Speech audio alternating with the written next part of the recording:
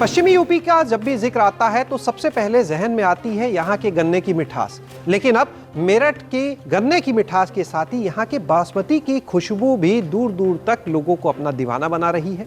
मेरठ की सरधना तहसील में युवा किसान विनोद सैनी, जिन्होंने यहाँ पर बासमती के बीज की प्रोसेसिंग का काम शुरू किया हुआ है और कई प्रदेशों तक इनके यहाँ से बासमती धान का जो बीज है वो भेजा जाता है। बातचीत का सिलसिला आगे बढ़ाएंगे। हमारे साथ इस समय मौजूद है विनोद सैनी जी। बहुत बहुत स्वागत है विनोद जी आपका।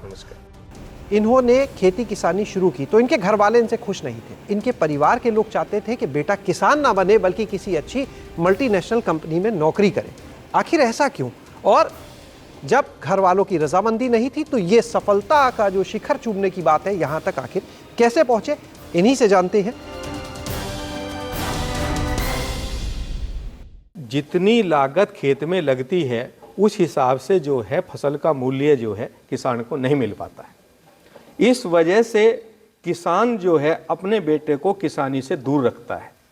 और जैसा कि अभी आपने बताया कि मैं जॉब छोड़ के किसानी करने के लिए आया हूं, तो आपने सही बताया, क्योंकि मेरे जॉब में रुचि नहीं रखती थी। क्या पढ़ाई की थी आपने और क्या नौकरी की, कितना समय की? मैंने जो है 2001 में जो है एमएससी फार्मास्यूटिकल केमिस्ट्री से जो है एमएससी की थी और उसके बाद जो है 1-1.5 साल मैंने जॉब किया एज ए केमिस्ट। तो एक मेरा दोस्त था, वो भी साथ में ही पढ़ता था उसी कॉलेज में, लेकिन वो बी फार्मा कर रहा था। हम लोगों ने प्लानिंग करी कि वे गांव में चलते हैं और कुछ अपना धंधा शुरू करते हैं, क्योंकि जो हमारे से रिलेटेड हो। तो वो चीज़ आती थी कि भाई हम लोग औषधीय पौधों की खेती करेंगे। तो औषधीय पौधों की खेती करने के लिए खेत का ऑर्गेनिक होना जरूरी था। ऑर्गेनिक का मतलब ये है कि उसमें मिट्टी में हमें रासायनिक खाद नहीं डालना था, जिससे कि जो भी हो उसमें हम जड़ी बूटी उगाते तो उसमें रसायन ना जाए। तो हम लोगों ने वर्मी कंपोस्ट का काम शुरू कर दिया। मार्केटिंग के लिए मेलों में स्टॉल लगाना शुरू कर दिया वर्मी कंपोस्ट की मार्केटिंग के लिए। अब वहाँ पे एक बार जो है डॉक्टर रितेश शर्मा, जो कि प्रधान वैज्ञानिक हैं बासमती निर्यात विकास प्रतिष्ठान के, तो उनसे मुलाकात हुई। तो हमारी वर्मी कंपोस्ट की बात हुई। वे लोग हमारी यूनिट देखने के लिए आए। उन्हें हमारा जो वर्मी कंपोस्ट तैयार करने का तरीका था वो बहुत अच्छा लगा। तो उन्होंने हमसे जो था वर्मी कंपोस्ट लेना शुरू कर दिया और हमने उनसे बासमती धान की खेती करना सीखना शुरू कर दिया। होते होते बात यहाँ तक की आई, जब हम उनके यहाँ पे जाते थे कि अपने वर्मी कंपोस्ट का फीडबैक लेने के लिए, तो हमें वो बासमती धान की जो खेती थी वो बहुत अच्छी लगी। हमने उनसे रिक्वेस्ट की भाई आप हमें भी सिखाओ। तो उन्होंने शुरू में हमारे यहाँ पे जो था 11 बीघे धान बुआया। जो भी वैरायटी थी पूसा बासमती 1, और उसका जो वैज्ञानिकों ने उसकी उत्पादन क्षमता थी वो दिखा रखी थी कि ये 1 हेक्टेयर में 60 कुंटल हो सकती है। लेकिन हमारे खेत में वो के 72 कुंटल 1 हेक्टेयर में निकली, जो कि एक रिकॉर्ड तोड़ उत्पादन था। मार्केट में जब उसको लेके गए तो रेट भी अच्छे मिले। तो लगा कि भाई आपकी गन्ने की बेल्ट में, जब हमारे बड़े जो है गन्ने की खेती करते थे, तो गन्ने से धान जो है वो अधिक मुनाफा किसान को दे सकती है। हम लोगों ने उसको बढ़ाना शुरू कर दिया। वही संस्थान जो है किसानों के लिए नई नई वेराइटियों के नए नए बीज तैयार कर रहा था। उन्होंने हमें जो है एज ए सीड ग्रोवर जो है चुना और बीज तैयार करने के लिए कहा। हम लोगों ने भी अपना जो होता उनसे सीखा और बीज तैयार करना शुरू कर दिया। उनको बाईबैक दे दिया, जो कि हमें वो अतिरिक्त लाभ भी देते थे। उससे हमें और एक्स्ट्रा इनकम मिलती थी। अब उन्होंने कहा कि भाई हमारा काम है कि किसानों को हम स्वावलंबी बनाए, इंटरप्रेन्योर बनाए, ये हमारा काम है। तो आप लोग अपने जो बीज तैयार करते हैं उसे अपने ब्रांड से बेचिए। आप हमें तैयार करके तो दे रहे हैं, थोड़ी सी मेहनत आप और करिए। तो हम लोगों ने उनके कहने पे अपने ब्रांड में बीज तैयार करने के लिए दिया। शुरू में 40 कुंटल से शुरुआत करी और उसमें से भी आधा ही बिका। लेकिन हम इस चीज़ से वंचित नहीं हुए, डिस्टर्ब नहीं हुए, और आगे के लिए हम लोगों ने वो एरिया को 10 डबल करते चले गए। और आज वो उत्पादन 40 कुंटल से बढ़ के जो है 4000 कुंटल हो गया है। जो हम 40 कुंटल बीज शुरुआत में नहीं बेच पाए थे, जिसमें से 20 कुंटल बच गया था, आज स्थिति ये है कि 4000 कुंटल बीज हमारा मार्च में ही समाप्त हो जाता है। हमारी जो कंपनी है, क्योंकि हमें विश्वास नहीं हुआ कि भाई हम लोग कैसा बीज दे रहे हैं, तो हमने उससे अतिरिक्त भी एक काम और एक्स्ट्रा बीज में किया कि हमने उसकी डीएनए टेस्ट कराया। उस डीएनए टेस्ट से हमें यह पता चलता है कि हमारी जो वैरायटी 1509 है, इसमें कोई दूसरी वैरायटी जो है मिक्स तो नहीं है। क्या टर्नओवर आज की तारीख में आप कर रहे हैं? अभी जो टर्नओवर हमारा शुरू स्टार्टिंग में करीब वो हज़ारों में था, लेकिन अगर आज हम बात करते तो वो करोड़ों में पहुंच गए और आज हम लोग जो है करीब 3.5-4 करोड़ के बीच का जो है टर्नओवर कर लेते हैं।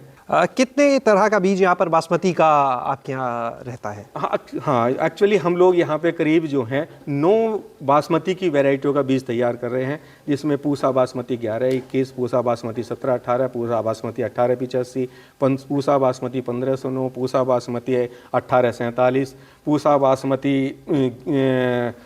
6, पूसा बासमती 1, पूसा बासमती 18, करीब 9 वैरायटियों का बीज हम लोग जो है गेहूँ बासमती का तैयार कर रहे हैं। कितने राज्यों तक आपका अभी ये बीज यहाँ से जा रहा है?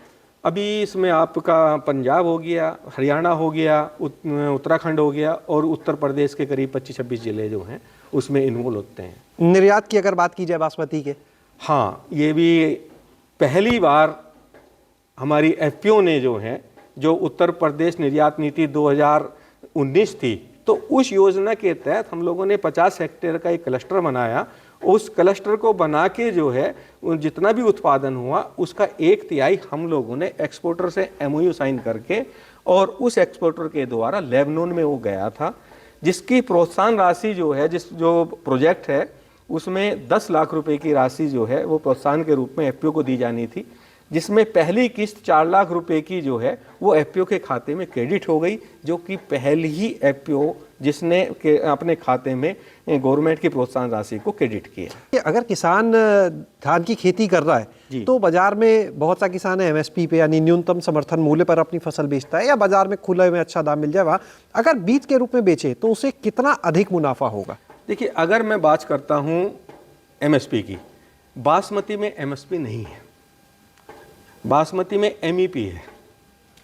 तो फिर भी अगर बीज की और साधारण तरीके से मंडी में बेचने की बात करें तो करीब 200 रुपये प्रति कुंटल के हिसाब से किसान को अतिरिक्त मुनाफा मिलता है, जो कि 1 एकड़ का 4,000 रुपये करीब बैठता है। तो बाकी किसान परिवारों को भी संदेश देंगे कि अपने बच्चों को किसानी में, खेती किसानी में लगाएं? मैं यहाँ जरूर कहना चाहूँगा, जो किसान के बेटे बीएससी एमएससी एग्रीकल्चर से कर रहे हैं, तो वो किसान जो हैं, वो लड़के जो हैं जो एग्रीकल्चर से कर रहे हैं, वो सबसे पहले ये सोचें कि हम लोग कैसे एंटरप्रेन्योर बने।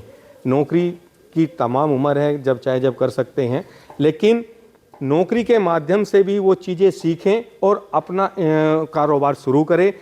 कोशिश ये करें कि हमें किसी का नौकर नहीं बनना, हमें नौकरी रोजगार के अवसर पैदा करने हैं। बहुत बहुत शुक्रिया हमारे साथ जुड़ने के लिए, हमसे बात करने के लिए विनोद जी।